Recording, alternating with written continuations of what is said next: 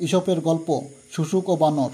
সমুদ্রযাত্রা বড়ই একঘেয়ে, তাই জাহাজে সময় কাটানোর জন্য যাত্রীরা সমুদ্রযাত্রার সময় কোনো কুকুর বা বানর সঙ্গে নিয়ে যায়। একজন সমুদ্রযাত্রী একবার একটা বাদর নিয়ে জাহাজে উঠেছিল। জাহাজটা আফ্রিকার উপকূলে সোনিয়াস অন্তরীপের কাছাকাছি এসে ডুবে যায়। ফলে যাত্রীরা সব লাফিয়ে পড়ল জলে এবং সাঁতার কাটতে শুরু করলো। সেই সঙ্গে বাদরটাও সাঁতার দিচ্ছিল। একটা শুশুক বাদরটাকে মানুষ মনে করে তাকে পিঠে করে নিয়ে সাঁতরে ডাঙায় উঠল। অ্যাথেন্সের বন্দরনগরী পিরায়ুসে এসে সেই বাদরটাকে জিজ্ঞেস করলো, তুমি কি অ্যাথেন্সের লোক?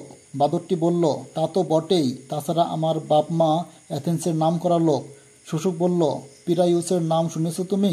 বাদর ভাবল পিরাউস বোধহয় কোনো লোকের নামই হবে, তাই সে অমনি সঙ্গে সঙ্গে বলে উঠল, কি বলছো তুমি, নাম শুনবো না? সে যে আমার প্রাণের বন্ধু। এই ডাহা মিথ্যে কথাটা শুনে শুশুক ভীষণ রেগে গেল এবং বাদরটাকে দূর গভীর জলে ছুঁড়ে ফেলে দিল, যাতে সে সেখানে ডুবে মারা যায়। উপদেশ: মিথ্যার আশ্রয় নিলে শেষ পর্যন্ত বাঁচা যায় না।